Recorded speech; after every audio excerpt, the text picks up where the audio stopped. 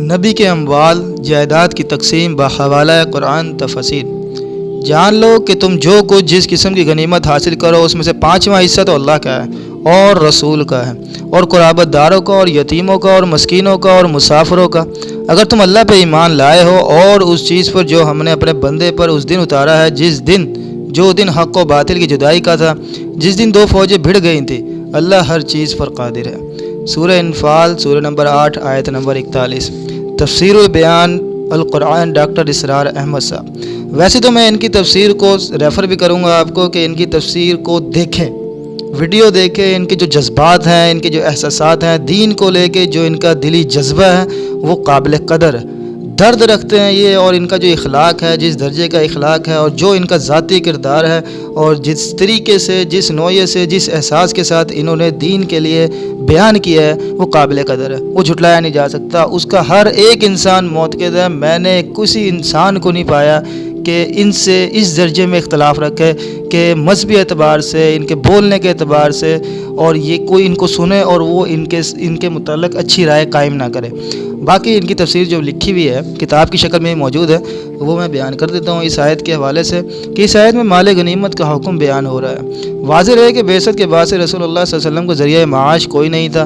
شادی کے بعد سے حضرت خدیجہ رضی اللہ عنہا نے اپنی ساری دولت ہر قسم کی تصرف کے لیے آپ صلی اللہ علیہ وسلم کو پیش کر دیتے۔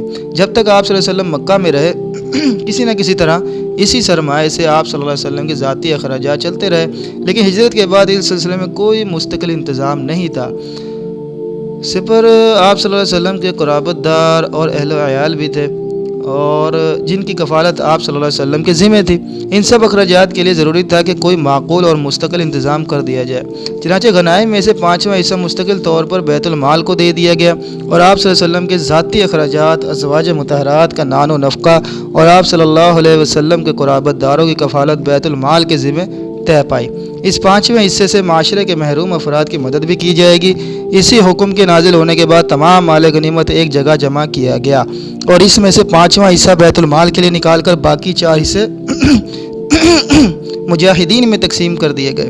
اس میں سے ہر اس شخص کو برابر کا حصہ ملا جو لشکر میں جنگ کے لیے شامل تھا، قطع نظر اس کے کہ کسی نے عملی طور پر قتال کیا یا نہیں، اور قطع نظر اس کے کہ کسی نے بہت سا غنیمت کا مال جمع کیا یا کوئی خالی ہاتھ رہا۔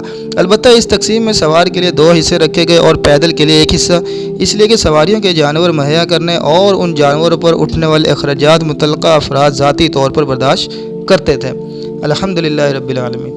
ان کی سب سے مختصر تفسیر مجھے معلوم ہوئی، باقی جو ہم نے اس سے پہلے پڑھی ہے جاوید احمد غامدی صاحب کی اور مولانا ابو العلا مودود رحمۃ اللہ علیہ کی تفسیر، وہ طویل تھی۔ اور اس کے بعد جو تفسیر آ رہی ہے تفسیر تدبر قرآن مولانا امین احسن اصلاحی صاحب، one of the favourite, one of the best, one of the, میں کہہ رہا ہوں حدیثوں کے بہت بڑے عالم۔ میں کوئی غلط لفظ استعمال نہیں کرنا چاہتا، بعد میں وہ میرے خلاف ہی استعمال ہو۔ میں بہت احتیاط سے انشاءاللہ العزیز اپنے دینی معاملات کو لے کر چلوں گا کہ کسی قسم کے بھی، ویسے تو انسان سب سے بڑھ کر جھگڑالو ہے، یہ کہ وہ تو نکالتا ہی ہے اپنے کیڑے کسی نہ کسی طریقے سے، اختلاف کو وہ بد تہذیبی، اختلاف کو لے کر وہ بد تہذیبی کی نظر ہو جاتا ہے، بیشک وہ جتنا مرضی کار فرما ہو اور بہترین کام کرنے والا ہو۔ باقی اللہ سے امید ہے اللہ ہمیں عمل کی توفیق دے اور اس آیت کو ہر لحاظ سے، ہر زاویے سے سمجھنے کی توفیق دے۔ الحمدللہ رب